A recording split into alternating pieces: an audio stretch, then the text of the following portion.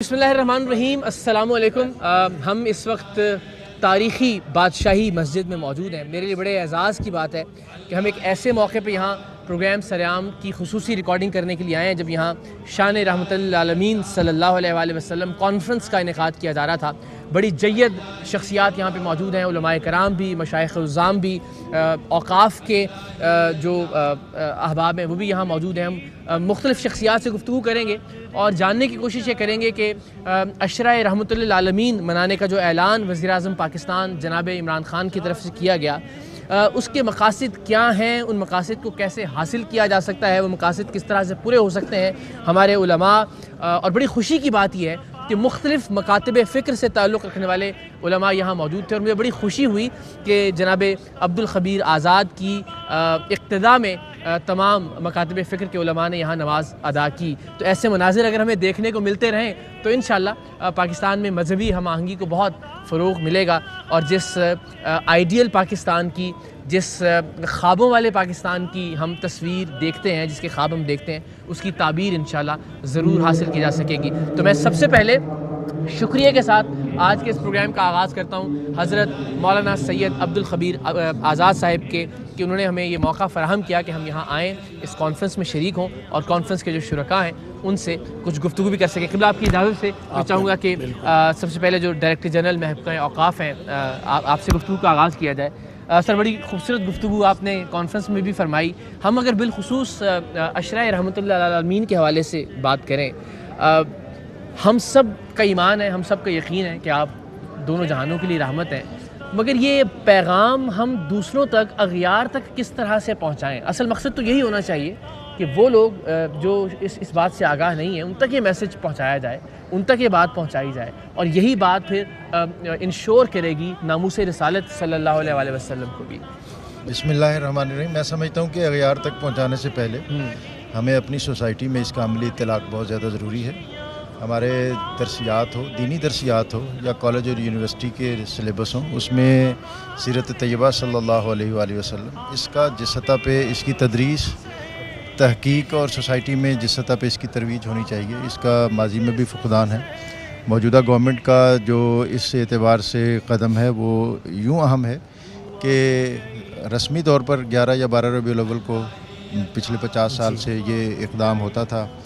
कौमी सूबाई सीरत कॉन्फ्रेंसेस होती थी, लेकिन इस दफ़ा जिस स्पिरिट, जिस जज्बे और जिस शुकों के साथ इन तकरीबात को यकम रबीउल अव्वल से लॉन्च किया गया है, मैं समझता हूँ कि ये पाकिस्तान की तारीख़ का एक एहतसास काम है और जिसके लिए बिलाशुबा prime minister of Pakistan, chief minister of Punjab और बिलखुसूस औक़ाफ़ पंजाब और उनकी पूरी टीम जो है ये बहुत सताइश और एज़ाज़ इनके लिए है। और मैं समझता ये हूँ कि सीरत तैयबा के साथ जो एक ताल्लुक़ और तमस्सुक है, इसका हमें फ़ुक़दान है। इस दरअसल जो हमारी सोसाइटी के अंदर हम इंतहा पसंदी और तशद्दुद देखते हैं, उसका एक सबब जो है मेरे ख़्याल में वो ये है कि सीरत तैयबा, उसवा रसूल और सीरतुन्नबी, इसको हम उस तौर पर ना पढ़ते हैं ना पढ़ाया जाता है। तो अगर इस माह रबीउल अव्वल में और इन अय्याम में ये अहद कर लें और इसका एहतमाम कर लें इनफरादी और इज्तिमाई सतह पर कि हमारे घरों में जुज़वी तौर पर कुरान पाक हैं और उससे भी कम घरों में तर्जुमे और तफसीर के कुरान पाक हैं और उससे भी कम वो खोले जाते हैं, उसके साथ सीरत तैयबा, जिसकी जो भी तबीयत हो, वो जो जिसको पसंद करता है, अपने मिजाज, अपने ज़ौक़, अपनी फ़िक्र के मुताबिक जो उसके दिल और उसके ख़्याल के ज़्यादा करीब हो, उसको रखे, उसको पढ़े और अगर दिन में 1 या 1.5 सफ़ा भी उसका एहतमाम कर लें। और फिर सबसे बड़ी बात यह है कि जो मौलाना रूम कहीं से गुज़र रहे थे और बच्चे खेल रहे थे और बच्चों ने दूर से आवाज़ दी कि हज़रत रुकिए, वो एक एक आए, इस्लाम करते गए। एक बच्चा बहुत दूर था, उसने कहा रुकिएगा, मेरा सलाम भी लेके जाइएगा। मौलाना रुके, बहुत देर तक रुके, वो आया, बच्चे ने सलाम किया, न्याज पेश की, आपने उस पर सर पे दस्ते शफ़क़त रखा। हज़रत का जो खादिम था उसने कहा, हज़रत आप इतनी वक़ी शख्सियत हैं, बहुत मसरूफ़, और इस बच्चे के सलाम के लिए आप इतनी देर تو یہ ساتھ جو سوال کرنے والے ہوتے ہیں تو وہ سوال کرتے ہیں لیکن اس میں سے بہت سی چیزیں ہمارے لیے یہ نکلتی ہیں. آپ نے فرمایا کہ میں یہ گمان کرتا ہوں, یہ ویژولائز کرتا ہوں, سوچتا ہوں کہ اگر یہ مرحلہ میرے پروفٹ کے ساتھ, میرے رسول کے ساتھ پیش آتا صلی اللہ علیہ وآلہ وسلم, تو وہ بھی ایسے ہی کرتے بنے یہ گی. بڑی عمدہ مثال آپ نے حضرت مولانا روم رحمۃ اللہ علیہ کے حوالے سے دی. ظاہر ہے ہم تو آپ کی جوتوں کے خاک کے برابر بھی نہیں, لیکن خود کو بعض اوقات آپ کو اس مقام پر رکھ کر دیکھنا چاہیے کہ جو متشددانہ رویے ہم اپنی سوسائٹی میں دیکھتے ہیں, اگر ہم ایک لمحے کے لیے تصور کریں کہ ہمارے آقا صلی اللہ علیہ وآلہ وسلم اس مقام پر موجود ہوتے یا وہ یہ دیکھ رہے ہوتے, تو کیا ہمیں سراہتے اس کام پر یا اس کی ممانعت فرماتے یا اس پر نالا یا ناراض ہوتے؟ یہ میں یہی عرض کرنا چاہ رہا ہوں کہ یہ تب ہوگا جب ہم شعوری سطح پر, رسماً نہیں شعوری سطح پر سیرت طیبہ کا مطالعہ کریں گے. اور پھر میں تو آپ اپنوں کی بات کرتے ہیں, نبی اکرم صلی اللہ علیہ وسلم جب غزوہ بدر سے واپس تشریف لے جا رہے تھے مدینہ منورہ, 70 سردار تھے کفار کے, اور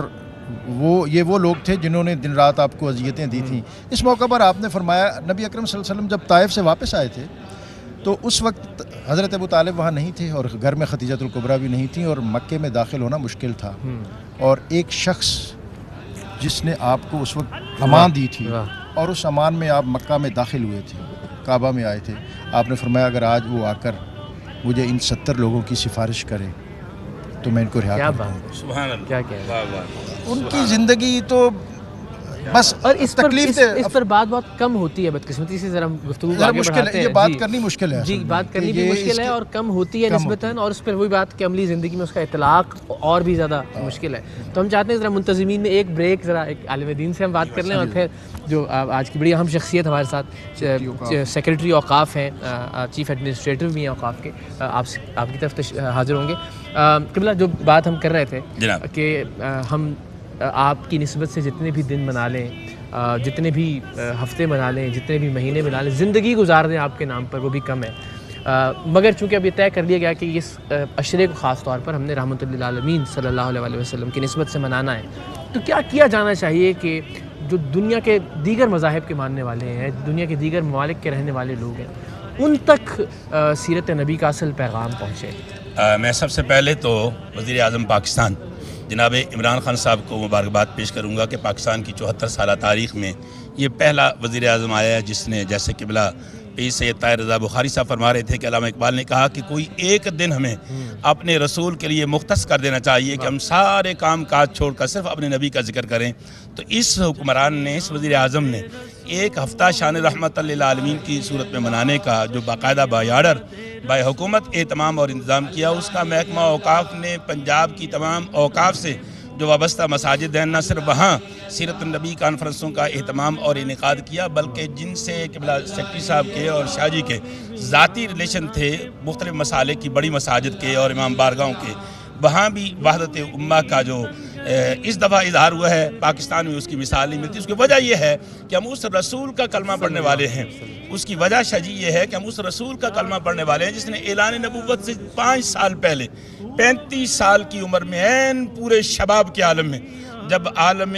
عرب جو ہے وہ حجر اسود کی تنصیب پر ایک دوسرے کا گلا کاٹنے کے لیے تیار تھے, خاندانوں کے خاندان قربان ہونے کے لیے تیار تھے, اور اللہ نے چاہا کہ اپنے محبوب کا تعارف کروائے, اپنے محبوب کی ذات کو منوائے, تو ایسی ٹھنڈی ہوا چلائی کہ سارا عرب سو گیا, صرف رسول اٹھے سوئے اور سب سے پہلے حرم میں داخل ہوئے. فیصلہ یہی ہوا تھا کہ جو سب سے پہلے داخل ہوگا حجر اسود وہی نصب کرے گا. تو میرے رسول صلی اللہ علیہ وسلم نے اپنی وہ چادر مزمل بچھائی, وہ چادر مدثر بچھائی اور حجر اسود اس پہ رکھا, اور ان سرداران عرب کو بلایا جو ایک دوسرے کا گلا کاٹنے کے لیے, انسانیت کے قتل عام کے لیے تیار بیٹھے تھے. کہا آؤ اس چادر کو اٹھائیں مل کر, اور وہ چادر اٹھائی اور حجر اسود کے قریب جا کر میرے رسول نے اپنے دست نبوت سے اس کو نصب کر کہا یہ کس نے نصب کیا ہے؟ تو سردار چپ رہے. تو کہا کیوں نہیں کہتے کہ ہم سب نے کیا ہے, یہ ہے وہ وحدت, اور اسی کی ترویج کی ضرورت ہے. اور یہی سیرت نبی کا اہم پہلو ہے جو چیئرمین رویت ہلال کمیٹی محترم مولانا ڈاکٹر سید الخبیر آزاد صاحب نے آج سیرت النبی کانفرنس انعقاد کر کے قوم کو پیغام دیا.